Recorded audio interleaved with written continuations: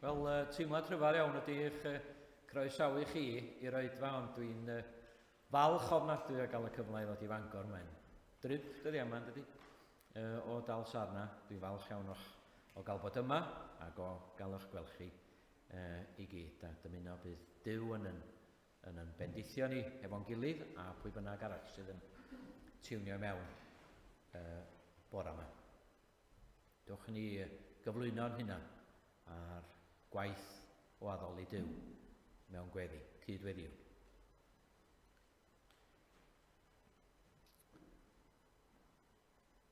Ein tad yr hwnnwyt yn y nefoedd, a thad ein harglwydd a'n gwaredwr ni, Iesu Grist.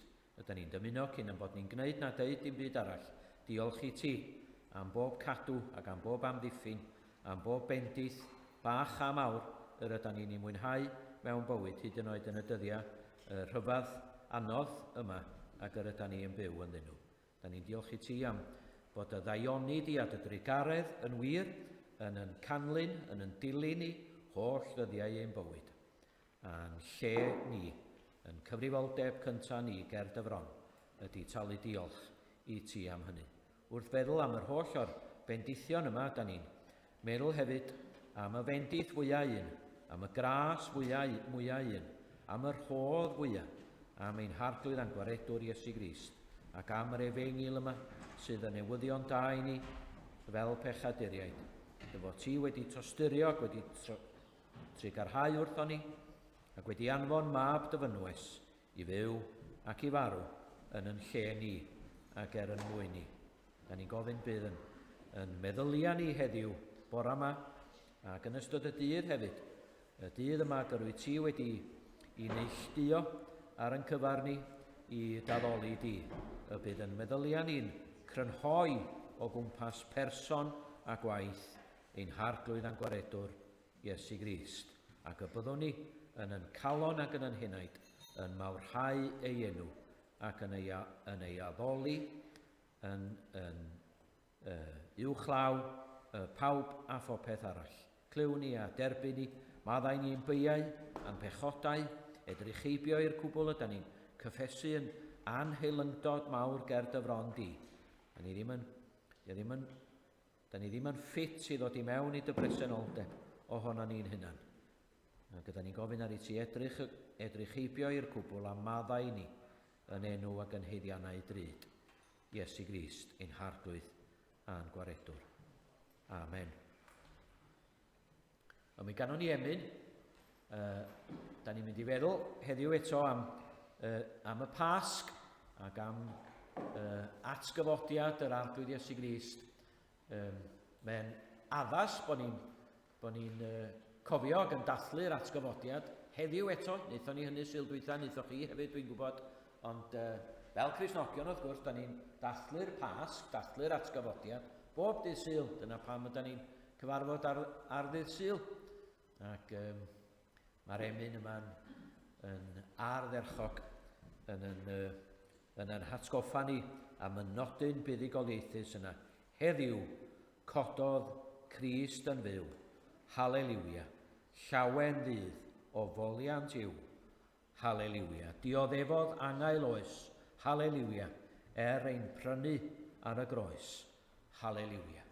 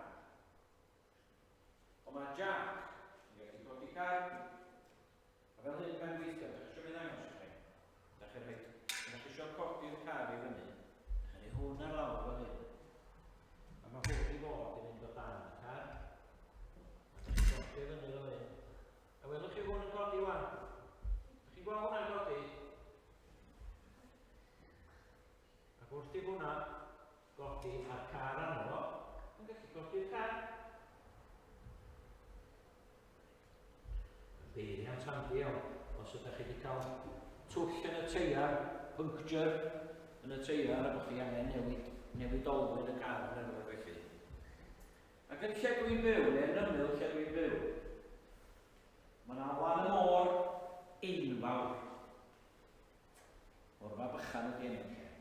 A mae'n lle ofnadwy o handi, achos da chi'n gallu mynd â car ar y tywod, da chi'n gallu mynd â car ar y lan y môr ei hun. A weithiau, mae yna bobl fler, dwi'n gobeithio na dros neb o'na chi wneud hyn. Weithiau, mae yna bobl fler, mae nhw'n gadael rhyw bethau ar lan y môr, sbwriel, a mae nhw'n gadael poteli, gwydr ar rhywbeth i, a mae'r ceir yma'n mynd wedyn ar y tywod yn dros y poteli, a mae nhw'n cael twll yn y teiar, felly mae angen newid yr olwyn. A mae nhw'n mynd i nôl y jack i gwrt y car. A mae nhw'n rhaid y jack o dan y car, a mae nhw'n troi hwn fel hyn, a mae nhw'n gobeithio bod y car yn codi, dydi? Ydy'r car yn codi allan yno? Ie ddim yna di. Achos bod hwn ar y tywod, a mae'r tywod yn feddal, ac wrth i'r car godi, mae'r gwylod yn suddo, ac yn dau yn byd. Yn dau yn byd. O'r yma, yn y bregath, dwi'n mynd i siarad i bach am ffydd. Mae yna lot o bobl yn digwydd wrth ni, mae ffydd yn beth ofnadwy o bwysig, wrth gwrs, bod o'n bwysig bod gynnwch chi ffydd. Mae'r ffydd mae'r Ebrill yn sôn amdano. Mae'r ffydd mae'r Testament Newydd yn sôn amdano. Yn ffydd yn yr arglwydd Iesu Grist. Ffydd yn Iesu Grist ydy ffydd y Testament Newydd. Mi fedrwn ni fod ar ffydd mewn pethau a pobl a bob math o bethau. Ond mae bob ffydd arall yn debyg i'r jack yma ar y tywod. Mae sôn yn y Beibl ag yn y Testament Newydd, mae sôn yn y Beibl am Iesu Grist fel y graig.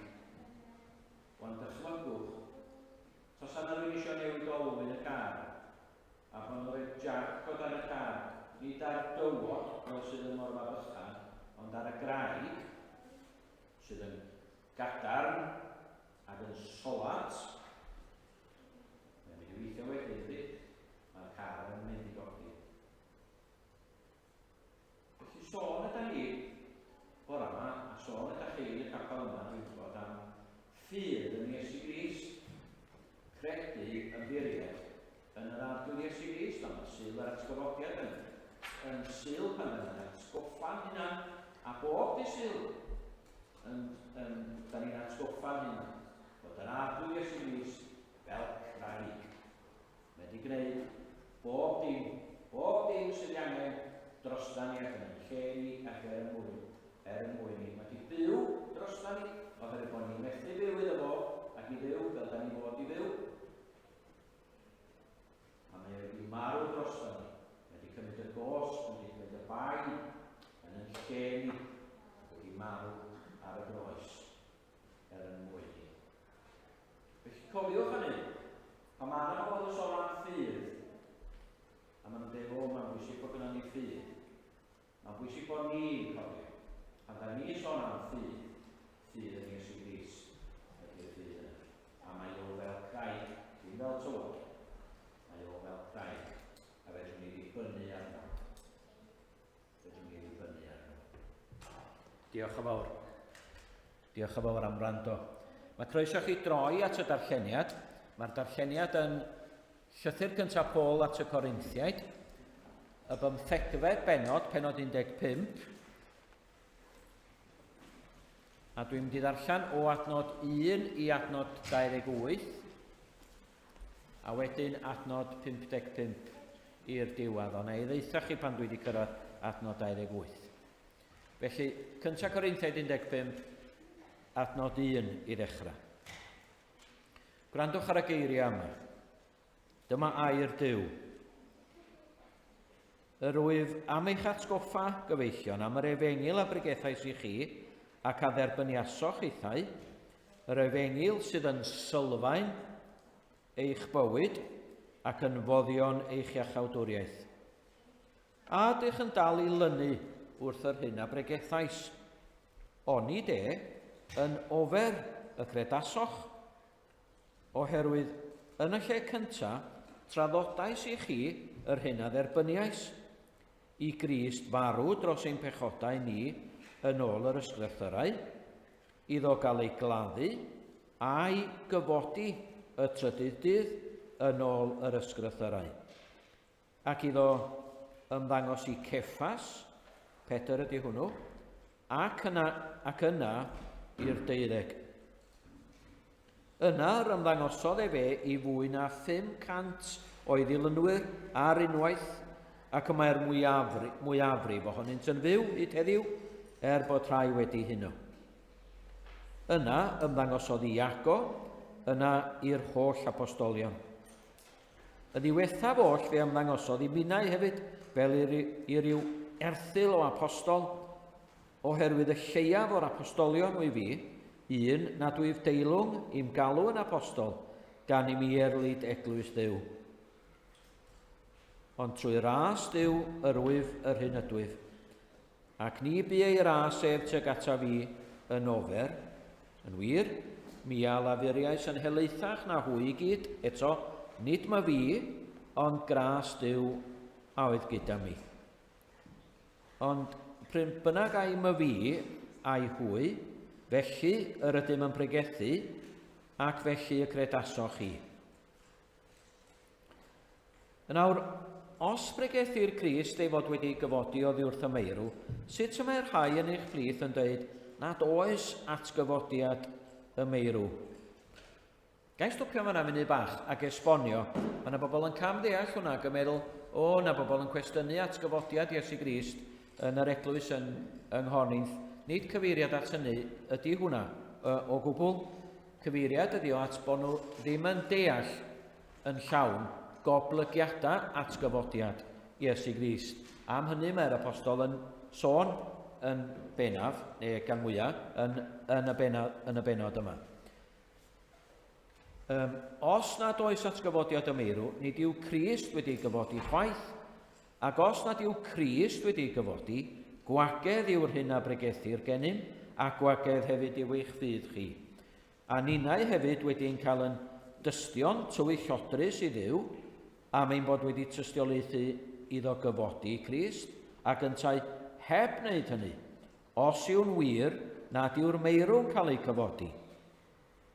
Oherwydd, os nad yw'r meirw'n cael ei cyfodi, nid yw Crist wedi gyfodi chwaith. Ac os nad yw Crist wedi gyfodi, ofer yw eich ffydd, ac yn eich pechodau yr ydych o hyd. Mae'n dilyn hefyd fod yr rhai a hunodd yng Nghrist wedi darfod amdanynt. Os ar gyfer y byd hwn yn unig yr ydym wedi gobeithio yng Nghrist, na ni yw'r bobl fwyaf truenus o bawb. Ond y gwir yw fod Crist wedi ei gyfodi oddi wrth y meirw, yn flaenffrwyth y rhai sydd wedi huno, gan mai trwy ddyn y daeth marwolaeth, trwy ddyn hefyd y daeth atgyfodiad y meirw. Oherwydd fel y mae pawb yn marw yn adda, felly hefyd y gwneir pawb yn fyw yng Nghrist. Ond pob un yn ei brio drefn, Crist y blaenffrwyth, ac yna ar ei ddyfodiad ef, y rhai sy'n eiddo Crist. Yna daw'r diwedd, pan fydd Crist yn traddodi'r deyrnas i Dduw'r Tad ar ôl iddo ddileu pob tywysogaeth a phob awdurdod a gallu, oherwydd mae'n rhaid iddo ef ddal i deyrnasu nes iddo osod ei holl elynion dan ei draed. Y gelyn olaf a ddileir yw angau. Oherwydd yng ngeiriau'r ysgrythur, darostyngodd bob peth dan ei draed ef, ond pan yw'n dweud bod pob peth wedi ei ddarostwng, y mae'n amlwg nad yw hyn yn cynnwys Duw, yr un sydd wedi darostwng bob peth iddo ef. Ond pan fydd pob peth wedi ei ddarostwng i'r mab, yna fe ddarostyngu'r y mab yntau, i'r hwn a ddarostyngodd bob peth iddo ef, ac felly Duw fydd oll yn oll. Ewch ymlaen wedyn i adnod 55, reit ar ddiwedd y benod. O angau, pa le mae dy fuddugoliaeth? O angau, ble mae dy golyn? Colyn angau yw pechod, grym pechod yw'r gyfraith. Ond i Dduw y bor diolch, yr hwn sy'n rhoi'r fuddugoliaeth i ni trwy ein harglwydd Iesu Grist. Felly, fy nghyfeillion annwyl, byddwch yn gadarn a diysgog yn helaeth bob amser yng ngwaith yr arglwydd, gan eich bod yn gwybod nad yw eich llafur yn yr arglwydd yn ofer. Wel, o'n i'n ôl at yr benod yna yn y munud. Gan o'n i emyn nesaf ger bron fy nyw a'i orsedd gref, mae gennyf achos llawn dilyth, yr archoffeiriad mawr yw ef sy'n byw i eiriol drosodd byth.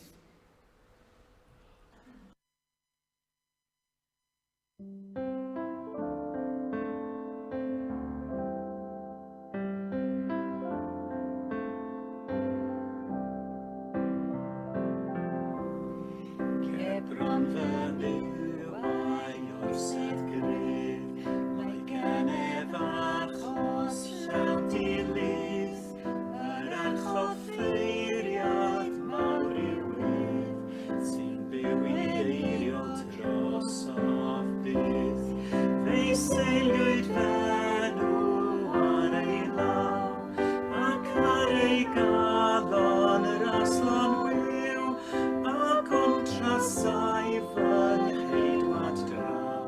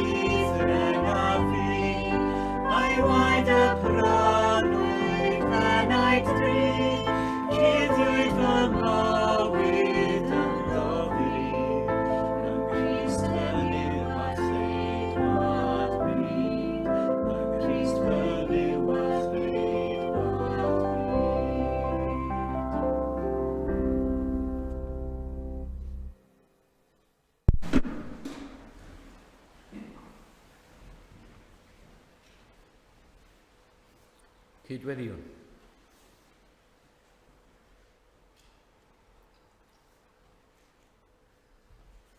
Ein tad o'r hwnnwyd sy'n y nefoedd a thad i'n harglwydd a'n gwaredwr ni, Iesu Grist. Ydyn ni'n diolch eto am y fraint fawr o gael cynnyll at yn gilydd a cael treulio amser falle yn gwahanol gartrefi hefyd yn myfyriog yn sefyll uwch ben dy air di ac yn daddoli di. Da ni yn gofyn ar i ti gysegru, sancteiddio yr amser yma i ni ac ar i ti nesau ata ni trwy dy ysbryd glân. Da ni'n diolch i ti am yr ysgrythyr yma sydd yn datguddio i ni pwy a pa fath un ydw i ti. Beth yn union gyflawnodd i'n harglwydd a'n gwaredwr Iesu Grist droson ni ac yn lle ni. A beth yw'r alwad yma sydd yn yr Efengil i ni gredu a dal i gredu ac i garu a dal i garu a charu'n fwy ein harglwydd a'n gwaredwr mawr. Yn gweddi ni yn syml y bore yma di y byddi di trwy dair yn bendithio ni ac yn cymhwyso dair i'n cyflwr ni ac i'n hangen ni bob yr un ohono ni ti'n nabod ni, pawb ohono ni sydd yma a pawb sydd adra yn ei gwahanol gartrefi a pawb sy'n gwylio. Ti'n gwybod yn iawn beth sy'n digwydd, beth sy'n mynd ymlaen yn bywyd ni. Ti'n darllen yn meddylia ni, yn gwybod beth yw'n hofna ni, a'n dychmygio ni, yn amheuo ni, a'n pechodau ni, does a ddim byd amdana ni, sydd yn nad ydi o'n hysbys i ti. Ac am hynny, y mae o'n weddus i ni, ymostwng ger dy fron, bod yn wylaidd ger dy fron, a gofyn am dy ras a dy drygaredd, a dy faddeuant, a dy fendith.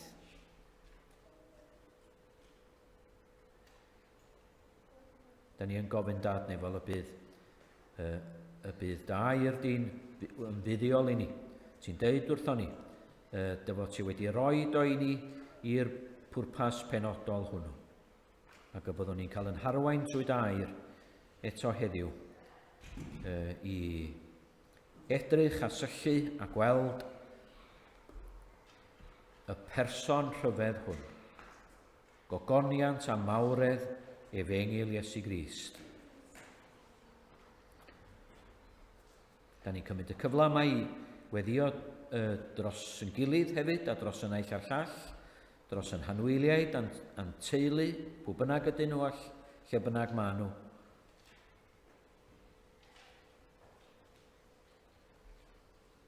Da ni'n cyflwyno gwaith yr eglwys yma i dy sylw.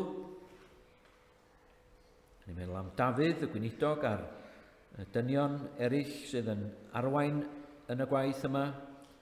Da ni'n ei cyflwyno'n nhw i ti ac yn dymuno ac yn gweddio bydd y gwaith o ofalu am dy blant a dy bobl di, a'r gwaith o genhadu a chyhoeddi i'r byd a'r betws, enw mawr ac ardderchog ein harglwydd a'n gwaredwr, a bydd hwnna hefyd dan dy fendith, hyd yn oed yn y dyddiau rhyfedd yma da ni'n byw yn nhw.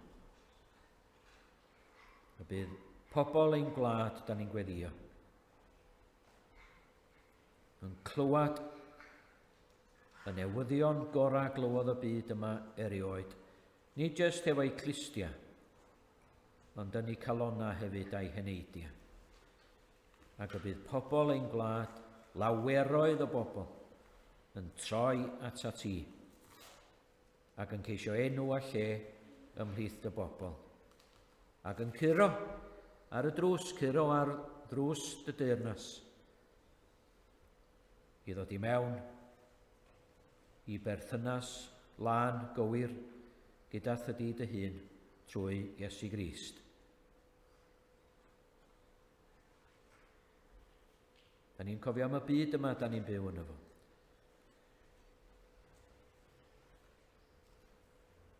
Gymeddwl am wledydd ac ardaloedd yn ein byd ni lle mae yna glodi enbyd.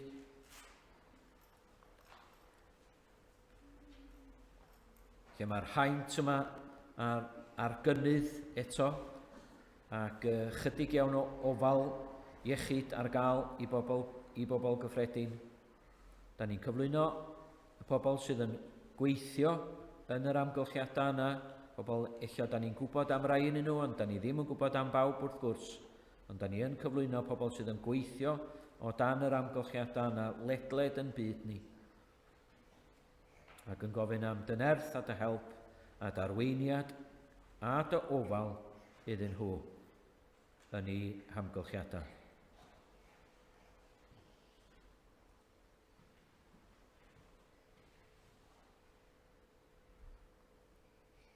Ein tad ydyn ni'n gofyn felly ar ei ti fod yn dirion hefo ni, yn dymwneud hefo ni, a'n bendithio ni yn dy dŷ, clyw ein gweddi, a derbyn ni, am yn bod ni'n gofyn eto heddiw, yn yr unig enw sydd gynno ni, i'w bledio ger dy fron, enw a heiddiant drud ac ardderchog iawn, ein harglwydd a'n gwaredwr, Iesu Grist.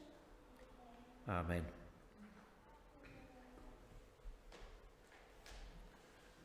Wel, fe ganwn ni emyn arall, fe welwn orsedd bry, uwch pob un gorsedd sy, lle daw un dydd y ffyddlon rai o bob un gwlad, ger bron y mab cawn ddod, heb fai trwy waed yr oen, drwy ffydd daw'r gras a ddawodd ef i un iachad.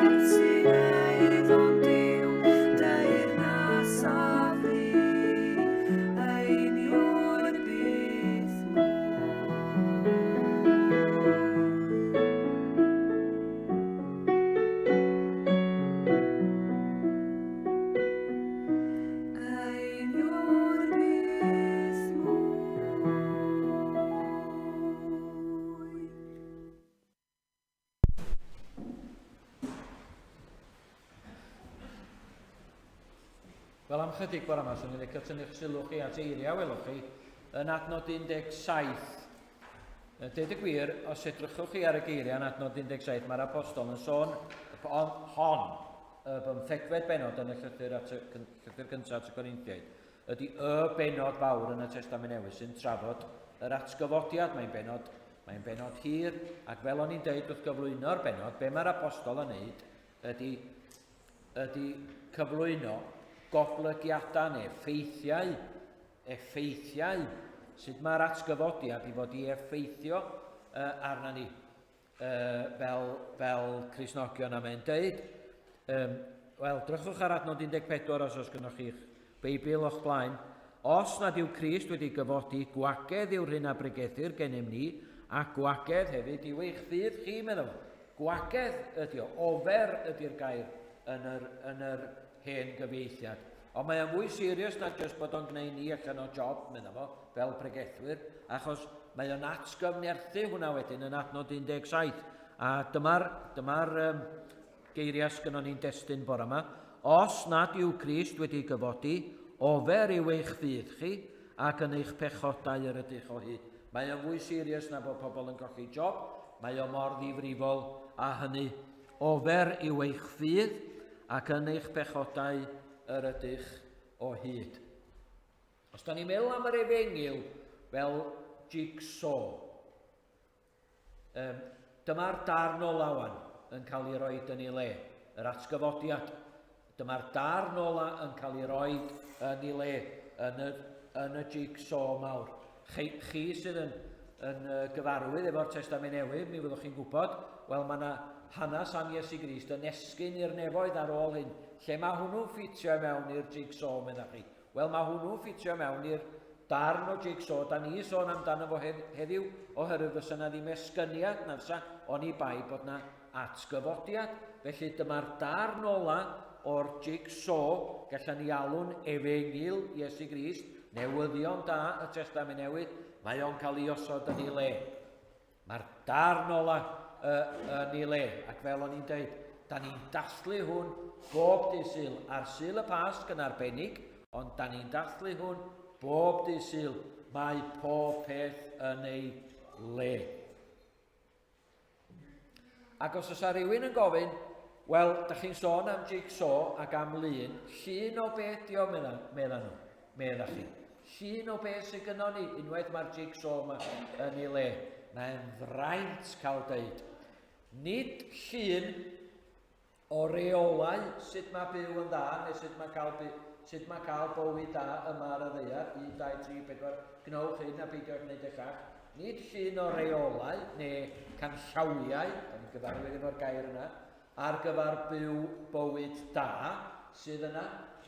Nid chwaith, a dwi ddim isio chi gamddeall beth dwi'n drio ddeud yma, neu drio ddeud o'n glir, nid chwaith rhestr o bethau da ni fod i gredu. Nid rhestr o bwyntiau diwinyddol neu corff o ddiwinyddiaeth. Pam dwi'n deud hynny, achos dwi ddim yn gwneud yn fychan. Dwi ddim am wneud yn fychan o be da ni'n gredu. A be da ni'n gredu yn ofnadwy o bwysig. Ond, dowch i ni ddeud o, wrthan ni'n hunan ag wrth yn gilydd, bore yma eto, mae yna fyd o wahaniaeth rhwng credu am Iesu Grist a credu yn Iesu Grist. Allan ni gredu pethau am Iesu Grist, heb bod yn gwybod am y bywyd, dwi'n mynd i sôn amdano fo yn y munud, y bywyd yna sydd yn dod i'n henaid ni pan ydyn ni'n rhoi yn ffydd, pan ydyn ni edifarhau am yn pechod ac yn rhoi yn ffydd yn syml yn yr arglwydd Iesu Grist. Mae yna fyd o wahaniaeth rhwng credu am a chredu yn. Dwi'n dal heb atab y gwestiwn dwi'n sylweddoli. Beth yw'r llun yma ta? Beth yw'r Efengyl? Llun o beth ydy o? Wel, nid llun o beth, ond llun o bwy ydy'r gwestiwn, achos llun o'r arglwydd Iesu Grist ydy'r jigsaw mawr yma, da ni'n sôn amdano fo. Person a gwaith, pwy ydy a be mae o wedi gyflawni, dyna yr arglwydd Iesu Grist, dyna yw newyddion da yr Efengyl, dyna yw y llun ar y jigsaw mawr. Unig anedig fab Duw, yn brawd, a'n brenin, yn ceidwad, a'n gwaredwr, yr arglwydd Iesu Grist. Does na ddim Efengyl hebddo fo. Hebddo fo, does na ddim Efengyl, does na ddim newyddion da. Da ni ddim yn gwybod dim byd, deud y gwir, dim byd am Dduw. Oni bai heblaw am yr arglwydd Iesu Grist. Gwrandwch ar y geiriau yma o'r benod gyntaf yn y llythyr at yr Ebreaid. Mae'r awdur yn deud peth fel hyn am Iesu Grist. Hwn am Iesu Grist yw disgleirdeb ei ogoniant ef yn wir lun Iesu Grist, yn wir lun ei berson ef. A'r apostol Paul, pan mae'n sgwennu at y Corinthiaid yn yr ail lythyr yn y 4 benod, mae'n deud peth fel hyn, mae'n sôn amdana ni pan da ni'n dod i ffydd yn yr arglwydd Iesu Grist. Mae o fel creadigaeth newydd, mae o fel creu y byd yn unio fel ddigwyddodd ar y cychwyn cyntaf, pan o Duw yn creu y byd yn gorchymyn goleini, gorchymyn i oleini, lewyrchu yn y tywyllwch. Dyna meddwl wrth y bobl yr Cristnogion yma oedd yn byw yng Ngorynth, sydd wedi digwydd i chi meddwl fo. Duw yn dod â goleini i galona tywych, i'ch calona tywych, drwy roi goleini gogoniant gwybodaeth Duw. Gwrandwch ar hwn, dwi'n licio hwn. Rhoi goleini gogoniant gwybodaeth Duw yn wyneb Iesu Grist. Fo, yma, yr arglwydd Iesu Grist, ydy'r Efengyl oherwydd mae fo yn unig sydd yn datguddio Duw i ni. Dwi eisiau dweud 2 neu 3 o bethau bore yma am yr atgyfodiad, a da ni'n mynd yn ôl i'r benod yna, Cynta Corinthiaid benod 15. Yn brawf o pwy ydy Iesu Grist. Mae'r atgyfodiad yn brawf o pwy ydy Iesu Grist. Mae'n brawf hefyd yn ail o waith gorffenedig yr arglwydd Iesu Grist. Ac os di'r ddau beth yn anwir am anw, da ni'n cael gwybod hefyd bod yr Efengyl, bod yr atgyfodiad yn brawf. Mae gynno fo ydyn ni'n cael bywyd sydd yn fywyd yn wir ac yn fywyd tragwyddol. Fo ydy ffynon bywyd. Am y 3 peth yna ydyn ni eisiau sôn. A dyma'r un cyntaf, yn brawf o atgyfodiad. Yr atgyfodiad yn brawf o pwy ydy Iesu Grist. Deud y gwir, mae'n gweithio 2 ffordd, yna pan dwi'n baglu byd bach dros fy ngeiriau. Mae'n gweithio 2 ffordd, oherwydd mae'r atgyfodiad yn brawf o pwy ydy Iesu Grist, a mae pwy ydy Iesu Grist hefyd yn brawf o'r atgyfodiad. Meddylwch amdano fo fel hyn, gai egluro.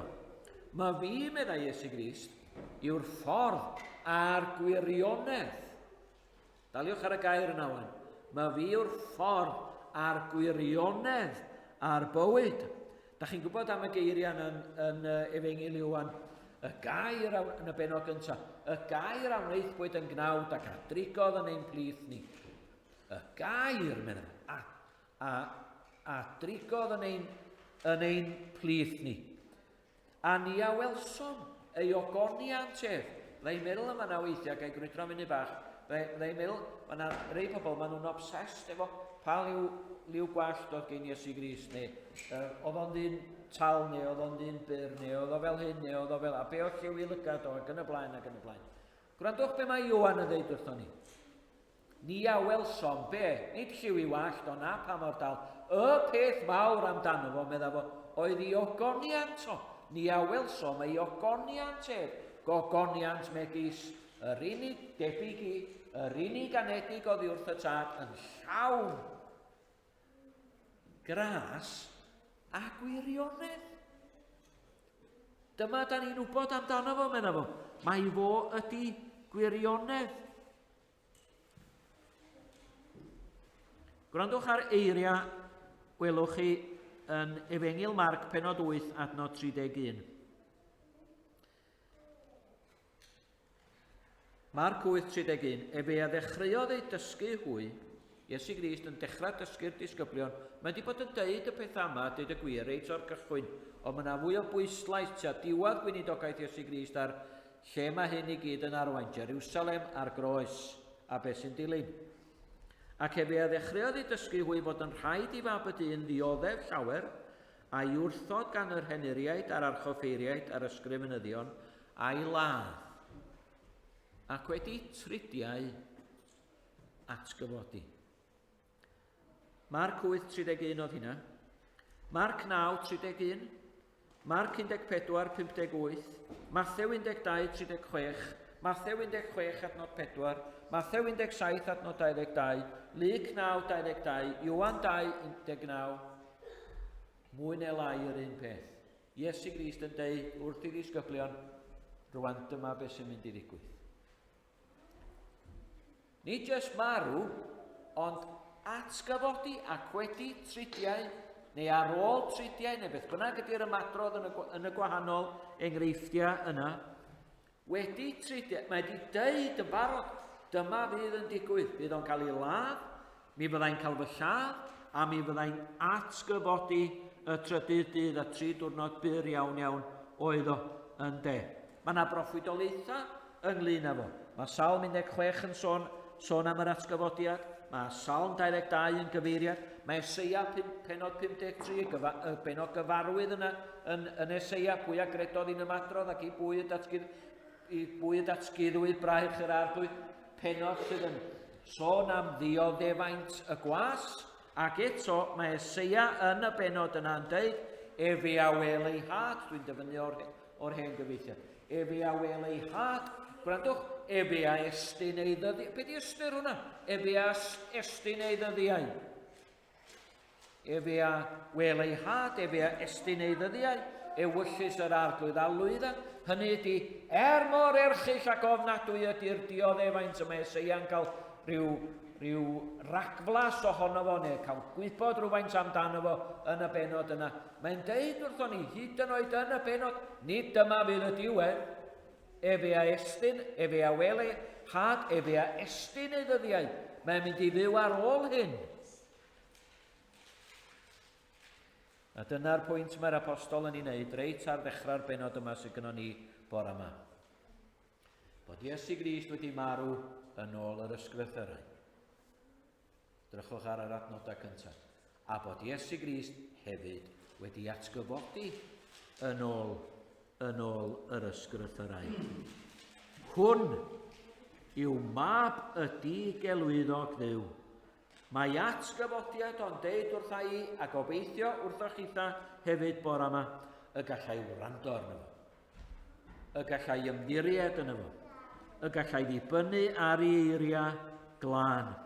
Mae'r byd mae da ni'n byw yno fo'n gwegian mewn ofn ac mewn ansicrwydd.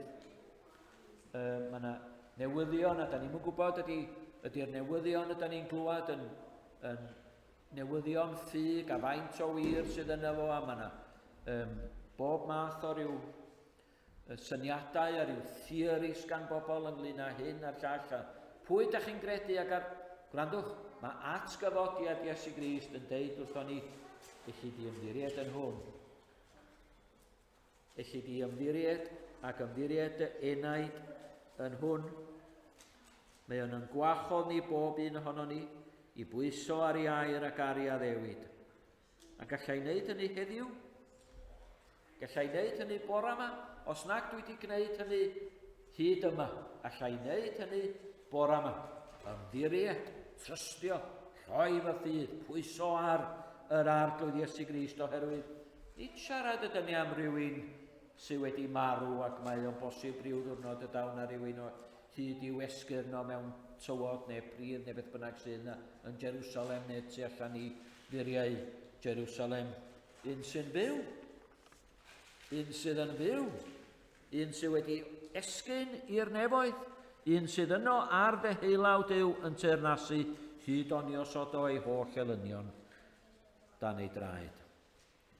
Gan wybod, medda'r apostol eto, gan wybod hyn, medda fo, nad yw Crist, yr hwnna gyfodwyd, oddi wrth y meirw, yn marw. Diolch yn mynd i farw mwyach. A ddol i Iesu Grist sydd yn fyw yda ni. Ac yn un y gallwn ni ymddiried yna fo a dibynnu arno fo. Mae'n brawf yn ail o waith gorffenedig yr arglwydd Iesu Grist bod i aberth o ar y groes, bod be gyflawnodd o droson ni ar y groes yn ddigonol, bod y ddyled wedi cael ei thalu, bod y ddedd fod dan ei choron, da chi'n gwybod yr emyn, bod y ddedd fod dan ei choron, cyfiawnder yn dweud digon, a'r tad yn gweiddi, bodlon. Ac os ydy'r tad yn fodlon, wel, dyliwn ni siŵr fod yn fodlon. Bendant dyliwn ni fod yn fodlon yn yr iawn. A'r prawf o hynny ydy'r atgyfodiad. Mae'n sêl ar waith prynedigol yr arglwydd Iesu Grist fod oen Duw wedi tynnu ymaith bechod y byd. Gwrandwch eto ar yr apostol Paul yn y 4 benod o'r llythyr at yr Efeiniaid, yn deud beth fel hyn yma. A mae'n ei ddeud o mewn un frawddeg, mae'n deud am Iesu Grist fel hyn, yr hwn medda fo, a draddodwyd dros ein pechodau ni, dwi'n dyfynnu o'r hen gyfeithiad, yr hwn a draddodwyd dros ein pechodau ni ac a gyfodwyd i'n cyfiawnhau. Gai ddeud hwnna eto? Achos da ni'n cam ddarllan, dwi'n meddwl, dwi wedi gwneud o dros o blynyddoedd fy hyd, dwi'n gwybod. Yr hwnna draddodwyd dros ein pechodau ni ac a gyfodwyd i'n cyfiawnhau. Nid a draddodwyd dros ein pechodau ni, ac a gyfodwyd i'n cyfiawnhau, dim dyna beth sy'n o gwbl. Yr hwnna draddodwyd ac a gyfodwyd i'n cyfiawnhau. Deud y gwir, dwi'n di fentro, dwi'n di fod yn ddigon hyn a chi roi gwaith cartre chi. Dwi'n di ofyn i chi wneud ddarllan trwy llyfr yr actau. A beth ydy cenhadaeth? Beth ydy negas? Beth ydy'r un peth y mae Cristnogion llyfr yr actau yn ei gyhoeddi trwy'r amser? Beth ydy'r un prif neges sydd ganddyn nhw? A dyma'r neges, cododd Iesu bod yr atgyfodiad wedi digwydd. Rwan ta, mae rhaid ni esbonio hwnna, dwi'n meddwl, yn does? Fysa na ddim atgyfodiad o'n i bai bod na groeshoelio wedi bod, felly dyn nhw ddim yn gosod un peth yn erbyn y llall. Yn wir, fel arall yn hollol, 2 ddigwyddiad sydd yn un sydd ganddyn nhw. Nid 2 beth gwahanol, Iesu Grist yn marw, a wedyn Iesu Grist yn atgyfodi, ond 1 digwyddiad. Clywch eto yr apostol Efeiniaid pen o 4, yr hwnna draddodwyd ac a gyfodwyd i'n cyfiawnhau. Sa chi'n darllen, os nowch chi'r gwaith cartra blant da, os da chi ddim eisiau gwneud y gwaith cartra i gyd, jyst darllenwch actau penod 13, achos yn fanno mae yr apostol a'i gydweithwyr wedi cyrraedd lle o'r enw Antiochia Pisidia, mae Lyg yn gofnodi mwy neu lai am hwn ni, mwy neu lai, y bregaeth i gyd, be oedd yr apostol Paul yn bregethu. Dyma'r cofnod cyntaf sydd gynnon ni o bregaeth weddol lawn ar wahân i Pedr dydd y Pentecost yn llyfr yr actau. Actau penod 13, cofiwch y cyfeiriad. Dwi wedi cyfri nhw. Mewn un bregaeth, mae'n cyfeirio at yr atgyfodiad 7 gwaith. 7 o weithiau y mae o'n cyfeirio at yr atgyfodiad.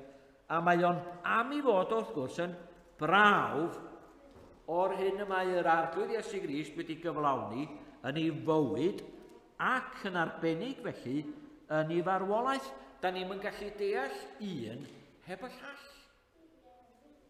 Pam nath o farw? Mwyn talu dyled. Sut da ni'n gwybod bod hynny wedi digwydd? Am i fod o wedi atgyfodi.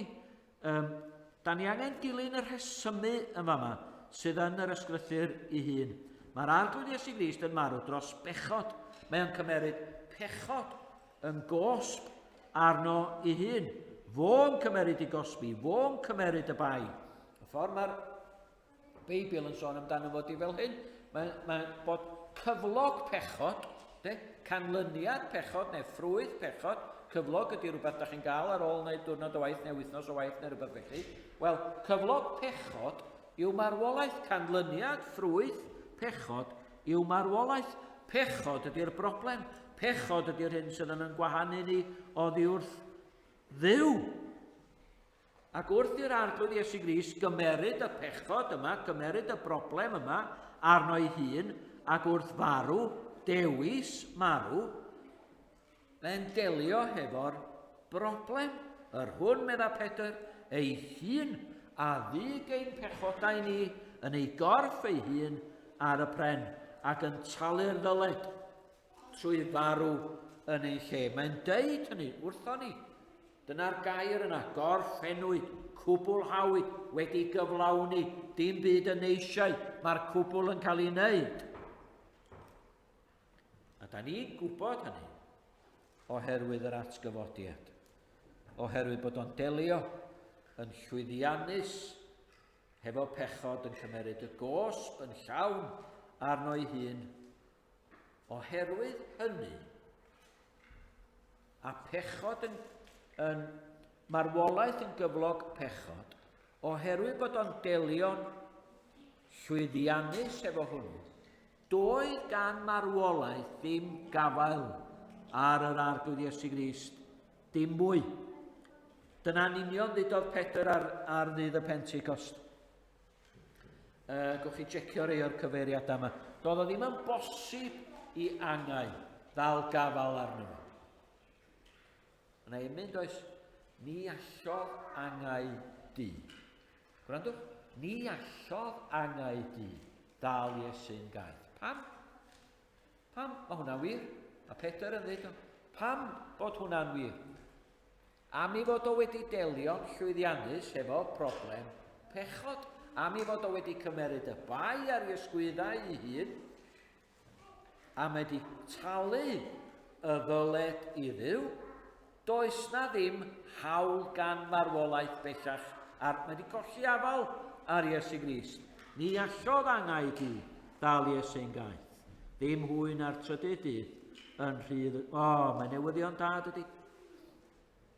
Y newyddion gorau glywodd y byd ma rioed. Rhyw hen biwri tan yn deud beth fel hyn. Y newyddion gorau glywodd y byd ma rioed, mae'n dod o fynwant, meddwl. Mae'n dod o'r fynwant. A mae o, bod yr arglwydd Iesu Grist yn fuddigwr. Yn fuddigwr bod o'n ennill ar angau a phechod a'r bedd. Yn ei fywyd glad, yn ei farwolaeth aberthol, a rwan da ni'n gallu ychwanegu, yn ei atgyfodiad buddigolaethus, mae o'n sicrhau i chi ac i fi faddeuant a derbyniad llawn. Mae wedi wneud o drosta ni llawn a llawen ger bron Duw. I'r pech, mae'n fraint cael dweud bethau fel hyn, i'r pechadur gweitha gaid. Pwy bynnag ydi o.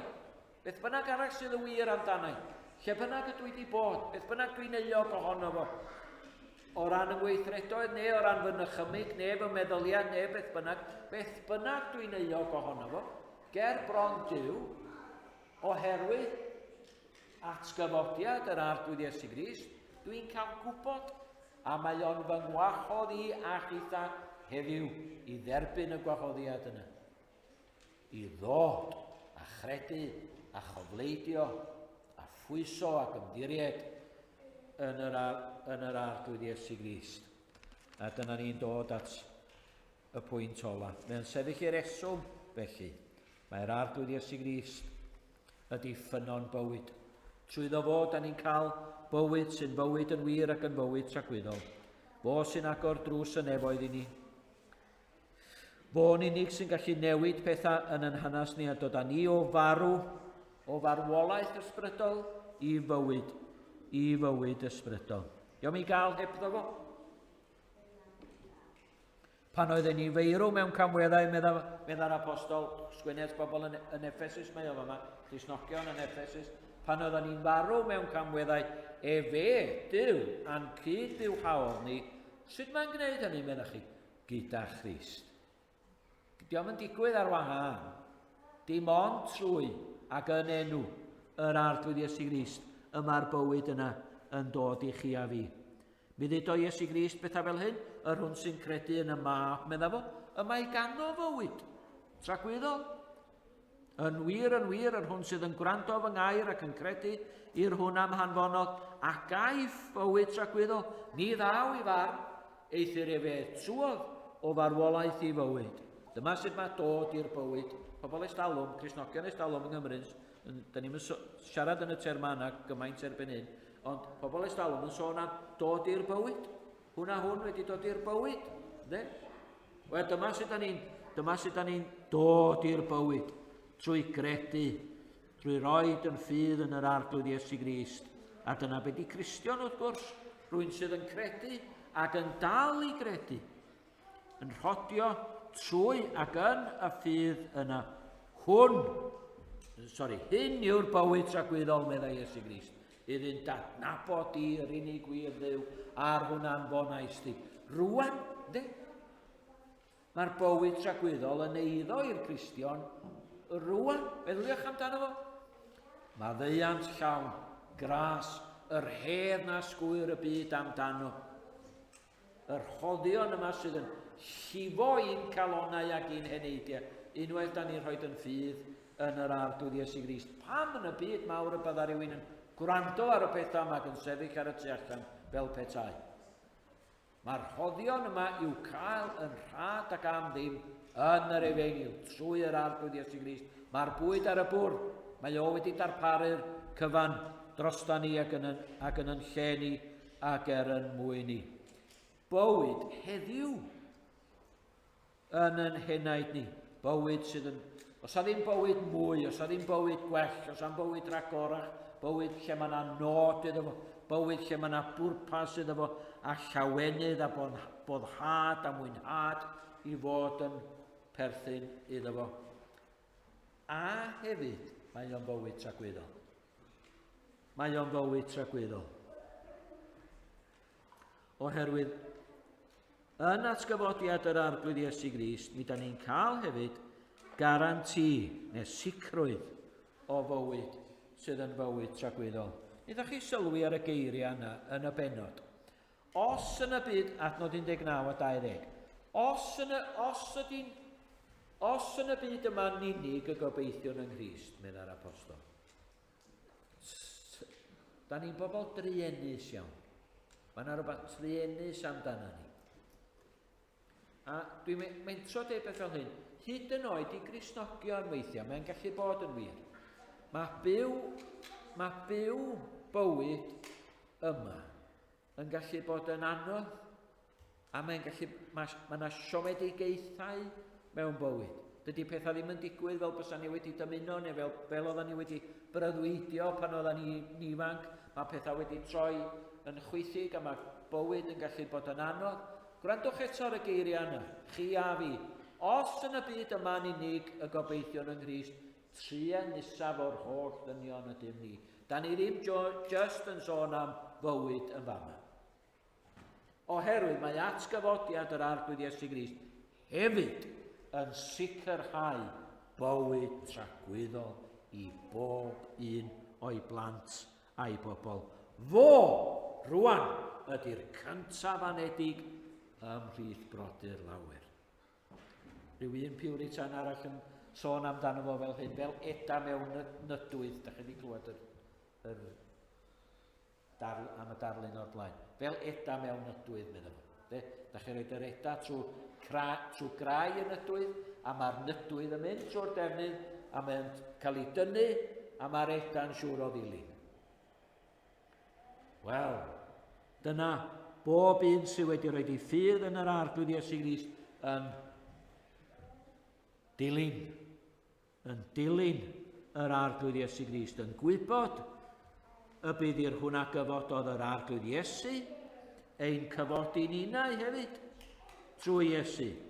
Os ysbryd yr hwnna gyfododd Grist o feirw sydd yn trigonoch, yr hwnna gyfododd Grist o feirw, gwrandwch, a fywio ca hefyd eich cyrff marwol chi.